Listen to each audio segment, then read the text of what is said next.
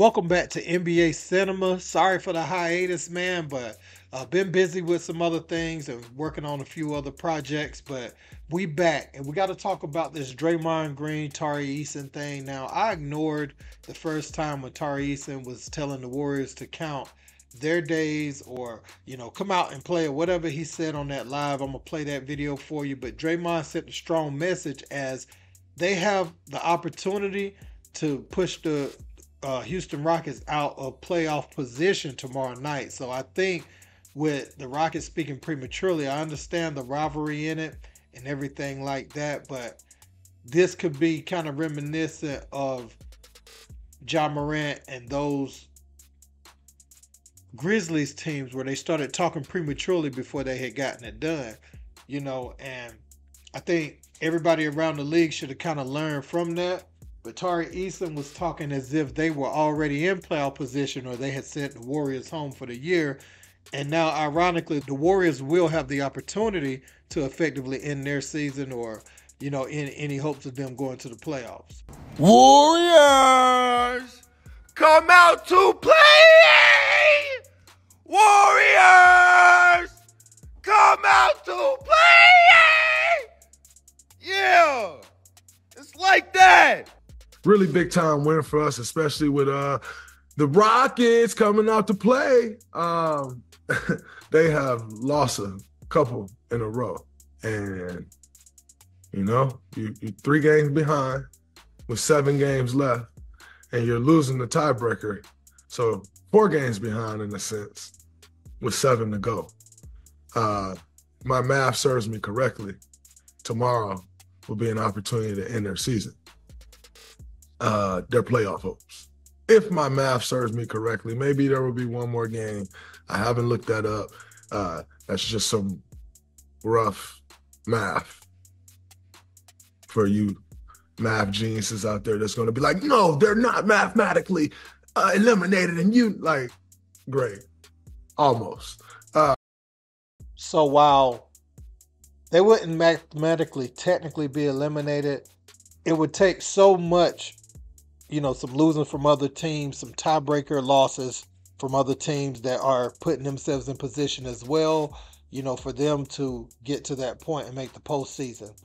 And I think right now is a time to learn the lesson. And I know Ime Udoka instills confidence in young teams.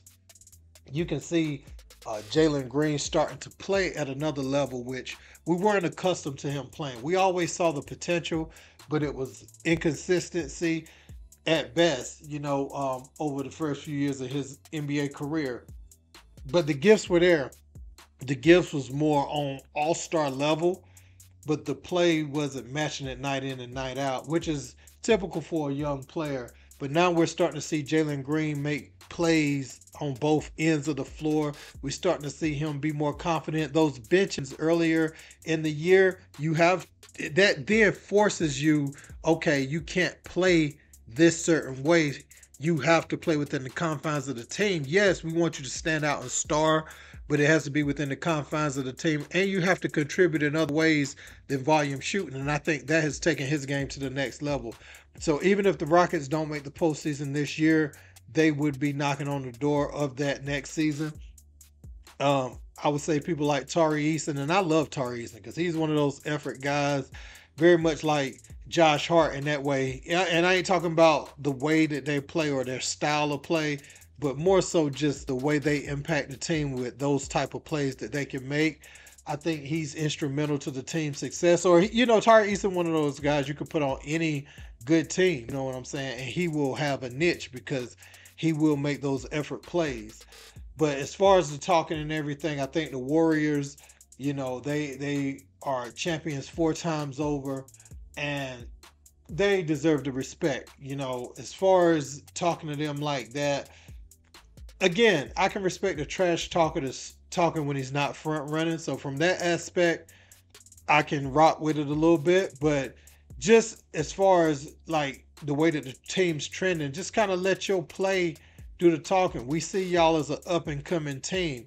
You got some very good up and coming players. And honestly, I think one of the things we must mention in the midst of all of this that has been left out is Alperen Sengun has been out.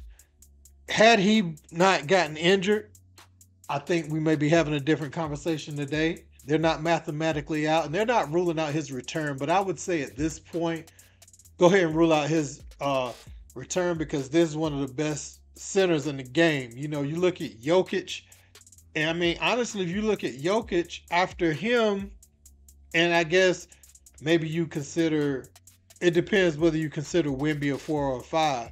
But looking into the future, there's not 4 centers you take over Sengun for your franchise going, you know, for the long term. After Jokic and Wemby is probably number 1 of who you're taking, assuming they all stay healthy and he reaches his full potential. You know, Wemby, you're probably taking him, you're taking Jokic. And then there's a conversation for Sengun. I mean, I love the Bam Adebayos and all those guys, but I'm a big Alperen Sengun fan. Big fan, man. So let me know what you guys think about this, though. Don't forget to like, share, and subscribe. Till next time. Peace.